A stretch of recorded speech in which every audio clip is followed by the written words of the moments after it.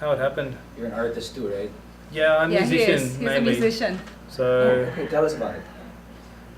I played in bands and I recorded 2 CDs in Australia, music, and What kind of music? Tell us studied. about I it. like rock music. So I played drums and I wrote songs on guitar. Uh,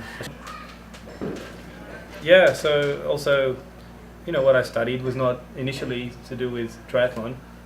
I studied anthropology and modern history, and studied Aboriginal studies about Aboriginal people in Australia, which are local Indigenous people.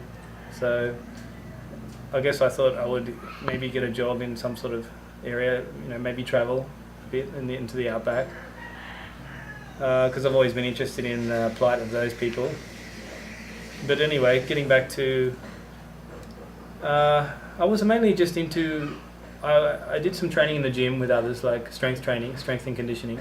So I was already into that, maybe 98, 99.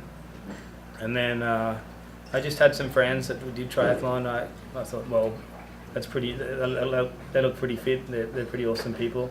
I'd like to do that. That's a natural progression when you get bored of looking at yourself in the mirror, at the gym. So looking at how big your biceps can get. Biceps too. The main reason I did the sport was only was the fact that I could control in my life what I did, like the output I did, that I would get direct result back. That was the only reason I did it, to be honest. Because I could put X amount of hard work in and I would get a direct result out. And in a world where you have so many variables and you get frustrated by a lot of things, that's what appealed to me the most. Actually didn't really matter that, I like the 3 sports, and I just like the image of it to begin with. I really liked What was the image of it? What do you mean by that? I just liked that it was, it's like a more extreme side. So I was always into the Ironman straight away. I wasn't interested to do Olympic distance triathlon. I just wanted to do the Ironman. I wanted to go further. I did an Olympic distance triathlon straight up. That was hard. Then I did a half Ironman. Then I did 1 or 2 half Ironmans. Then I did Ironman New Zealand, which was soon after at the start. So yeah, I guess I was just drawn to the more extreme side, and the full Ironman's a whole different race to any other triathlon, because you really the mental side takes over. It's a long race, and it really tests you. Could you tell us the story of how you ended up here?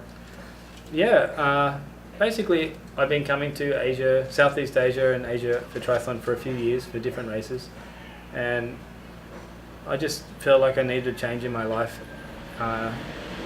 for a start. So I thought I would just send my resume to a few different Asian federations, triathlon federations, and at the time, I basically just landed. This just fell in my lap. This job, basically, coaching it was originally for 5 weeks for Asian Games. The budget came from the POC, Philippine Olympic Committee, and then that went pretty well. Both boys did pretty well, and then we had the Asian Beach Games that were coming up in December 2010. So basically, they wanted me to continue on, so I just said, okay, I'll stay on to train these guys. And at that race, both the male and the female broke the record for the Olympic distance here. So then I just suggested, basically I met Annie too around this time. So then, I knew immediately that Annie was going to be the one for me, so to speak. And we were engaged pretty soon after meeting her. That was like 100% the right decision. So do you guys mind if... Basically, I knew, okay, in my mind I was thinking, I'm going to live here. So